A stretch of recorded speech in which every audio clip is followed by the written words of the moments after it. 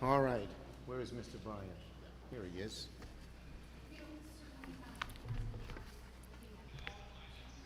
Okay, thank you, everybody. And happy to be joined by Senator Schatz. Now, Trump's explanation about his war in Iran grows more confusing and more contradictory every hour. Yesterday, hey folks, can we have a little quiet? Trump's explanation about his war, as I say, grows more confusing, more contradictory every hour almost.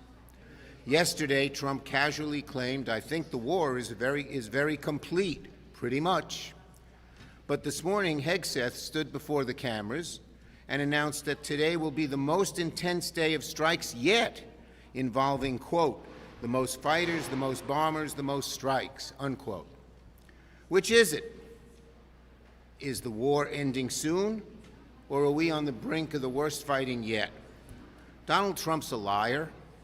He claims that Iranian Tomahawk missiles were responsible for the bombing of an all-girls school that unfortunately killed 170 people, many of them children. Iran doesn't have Tomahawk missiles.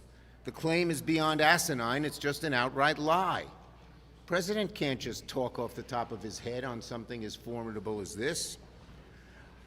The President of the United States is spreading blatant lies about a war he started. This is war. American troops are in harm's way. Billions are being spent overseas when there are such desperate needs here at home to lower costs. Yet the administration still cannot explain a clear strategy or an endgame. That's why today I joined with my colleagues Senator Reid and Shaheen and called on the Senate to halt the Trump administration officials. Who we got there? Now from voices it goes to music. Anything to thwart my wonderful remarks. Anyway, I joined today with Senators Reid and Shaheen and called on the Senate to hold Trump administration officials, Rubio, Hegseth, and the rest, to come and answer for their failures and explain to the American people what the hell is going on. That's what people are asking in drugstores and bowling alleys and office buildings. What is going on? No one can understand it from what the Trump administration and Trump himself are saying. Trump doesn't care about being honest and direct with the American people. He doesn't care about the soldiers he's putting in harm's way. He doesn't care about the billions we're spending while Americans struggle to make ends meet. He can't articulate a plan or a vision because he has neither. No plan, no vision, and we're at war. The American people are tired of the chaos. They're tired of the lies. On to another Trump administration failure, the Department of Homeland Security. We're in the fourth week of a DHS shutdown because Republicans refuse to enact common sense reforms to ICE and CBP to protect the rights of the American public. What we're asking for is very, very simple. The same thing police officers and sheriffs do throughout America. We have three clear objectives to rein in ICE. One, stop these roving patrols. Two, enforcement and accountability. Three, no more secret police. Cameras on, masks off.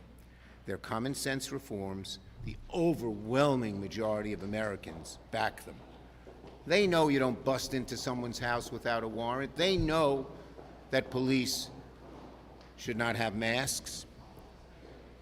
But the Republicans have refused, Trump has refused to engage in a serious way in negotiations to these core areas. Instead, you see them trying to blame Democrats for long TSA screening lines at the airports. Well, yes, last week, Thursday, we gave them a chance to fund TSA and other DHS agencies last week. And last week, Senate Republicans, led by Senator Britt, blocked Senator Murray's attempt to pass the bill through UC, through unanimous consent.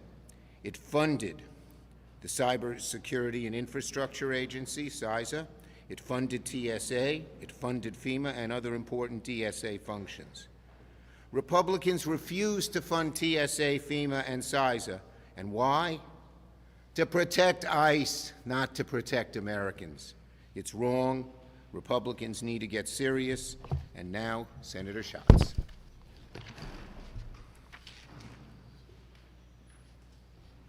One of the things that surprised me on Monday was the number of Senate Republicans that were not aware that we went to the floor and said, why don't we narrow the scope of our disagreement all the way down to the one agency that we're fighting about? What is the reason for holding TSA hostage? What is the reason for defunding the Coast Guard? What is the reason for defunding FEMA or CISA? And so we went to the floor and said, we are in a deep disagreement, but an ongoing negotiation about ICE and CBP. And so let's narrow it to just that and fund the rest of the government. And it was blocked by Senate Republicans. And so if they would like to open any of these agencies, they should walk onto the floor and offer unanimous consent to open the Coast Guard, to open TSA, to fund FEMA, to fund CISA, and I guarantee you there will not be a Democratic objector. It is the Republicans that are blocking the reopening of these critical agencies. It is true that we are still far apart on the question of ICE. It is also true that there is no reason at all to hold TSA or the Coast Guard or FEMA hostage while our negotiations continue. Thank you. Leader Chuck. Oh, golly. The lady in the yellow dress. You've called for public hearings on the Iran war. Are there any negotiations with chairs of the committees to get public hearings on any of these issues? And what are you prepared to do? Our chairs have asked for these hearings, but it's not just our chairs. It's not just Shaheen and Reid and Schumer. The American people want it. You're going to war and you can't even tell the American people what you're doing. You can't face questions, serious questions that make you that force you to think this through, which they obviously aren't doing. So of course we should have them. Of course, yes. Senator Brian told us that they have offered to sit down with Democrats and the White House, and that Democrats said no. Okay, that's a lot of bull. Ask Patty Murray. It's a lot of bull.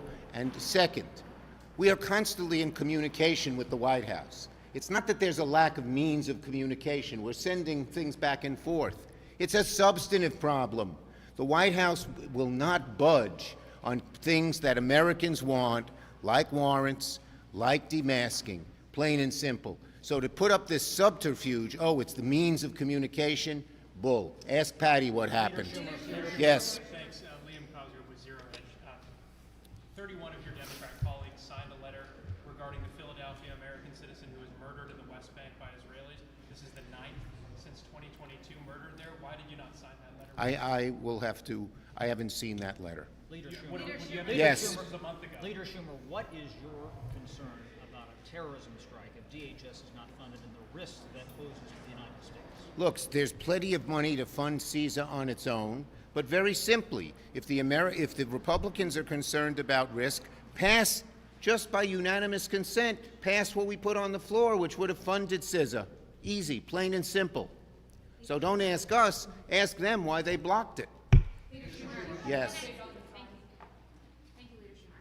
You recently responded to President Trump's Truth Social post regarding the Save America Act, saying that if he's going to not sign any bill until it's passed, because the Senate's going to be in a total gridlock.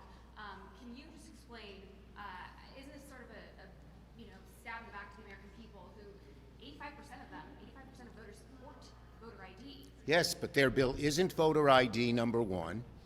It is about voter registration. It allows ICE to kick tens of millions of people off the rolls, and they don't tell them until Election Day, and you show up and you say, you're not registered anymore, you're not registered here, you're not on the rolls. And they say, I didn't know that.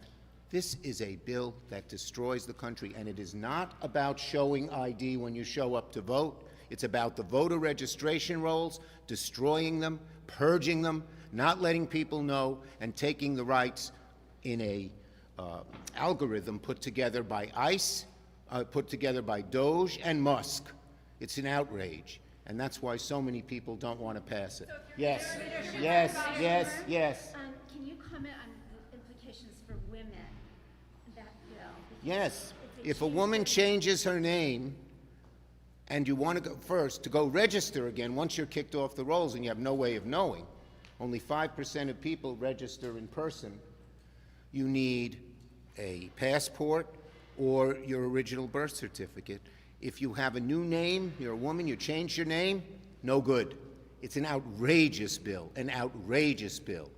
And we're going to fight it tooth and nail. Last one. Leader Schumer, I want to ask you, you have made clear that replacing no with Mullen is just a page at the top.